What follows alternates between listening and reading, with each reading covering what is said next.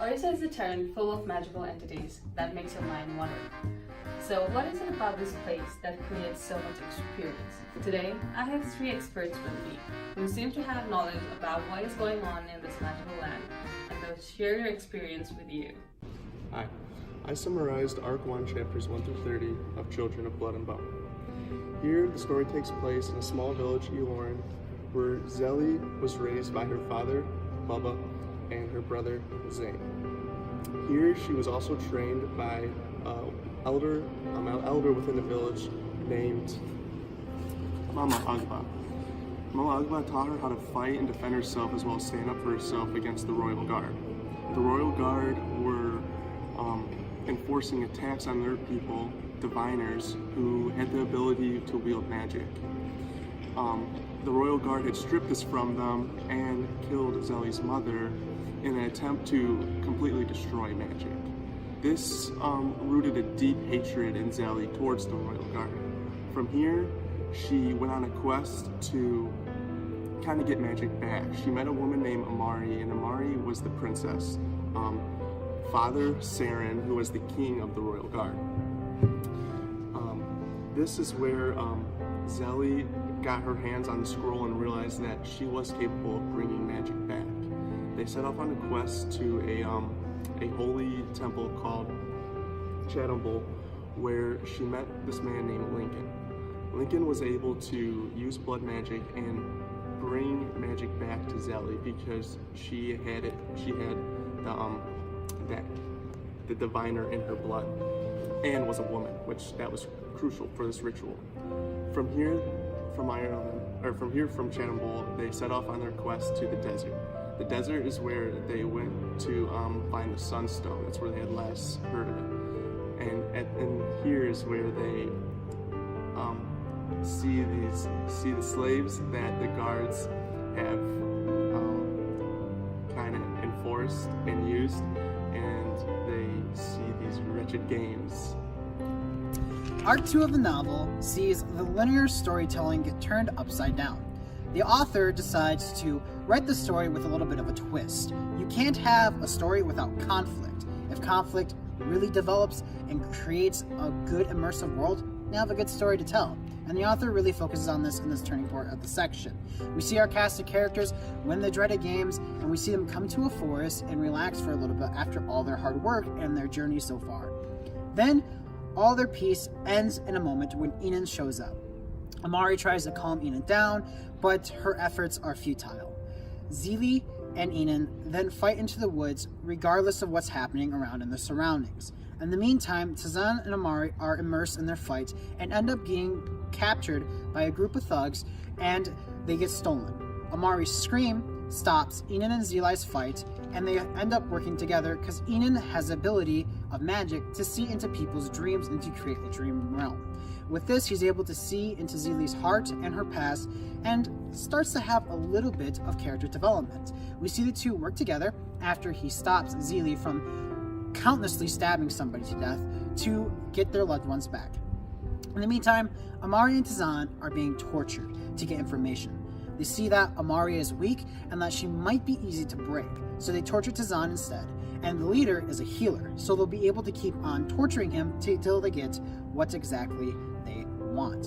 In the meantime, Zeli and Enon are working together, climbing up the mountain and forging a plan. They end up getting to the base, and they use the orb they won from the desert games to use Zeli's magic to the best of ability and create an assault on their base. They found this out from the information from the individual Zeli was stabbing to death. After this point, they are at a full-out war, and Zeli gets shot with an arrow to her side. A burner, someone who has the ability to cast fire magic, picks up the orb and is engulfed in flames. He uses his power to try to wipe out Zeli, but Enon stops the blow with his sword, blocking the attack. The leader of the group, the healer, is a childlike figure who notices they have magic too and decides to stop the fighting, apologize, all is reconciled, and they throw a party. At this party, you see a relationship develop between Enon and Zeli, Tazan and Amari, and you see character development go the opposite way with the linear story progression that we saw. Enon might have a clue of being better. Zeli and Enon, from hating each other, now have a very compulsive romance. Tazan and Amari, they have conflict because of Enon. You see the story progress, and it ends with the King's Guards finding them at the base, attacking all the Magi, and then we see Zeli get captured, and Arc 2 ends there. Alright, so I did Arc 3 of the novel, which is chapter 62 through the epilogue. And in those chapters, it starts with the attack right after the raid, where Zeli is captured by King Saran, and she is held by him, tortured by him, abused by him, all while Einan, her boyfriend, watches. And so Tizan and Amari figure out this plan to save her with all of Tizan's diviner friends. They all touch the scroll and get their magic back, and then they plan a raid on the king to save Zeli. And Anan also decides he's gonna help save her, so he actually captures her from her cell and brings her out to Amari and Tizan while the raid is happening.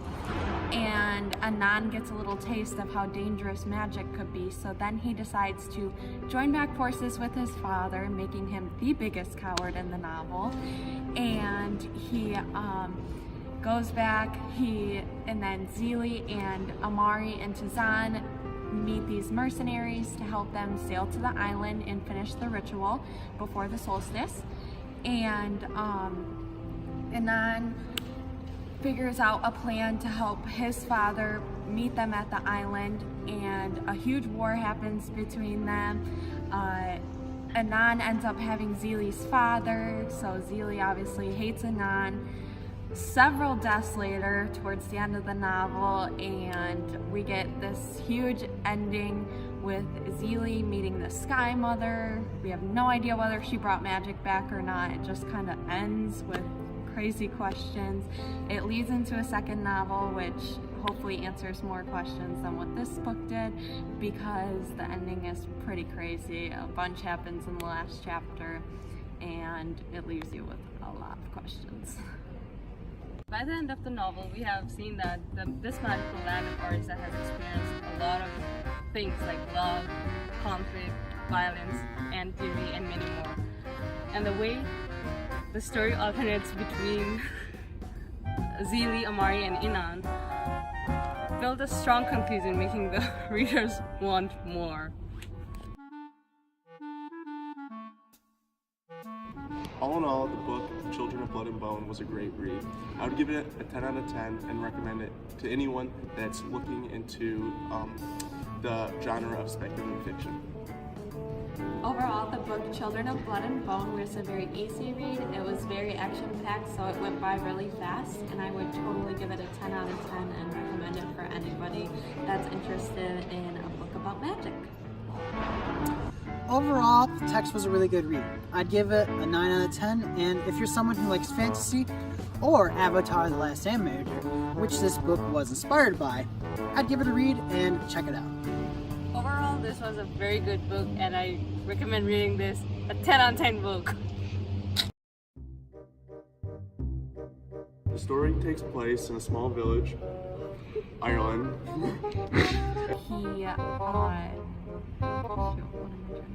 This is so hard. What's he do? Oh, he goes back to his dad, and yeah, he's like a super big coward.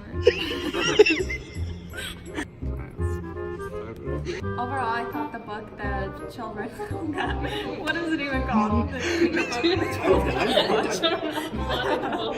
Children of Bread and Butter. That name. The first time I tried this, I was like, Children of Blood and Bone. Saw, dude. Do you want to start from scratch? No, you can edit this out, right? Coming from a small village. Start right. we don't really get any answers. Zeli might have brought magic back, she might not have. She doesn't really know if she half died in the process. And then comes back to life. But it was a pretty good ending. And cut.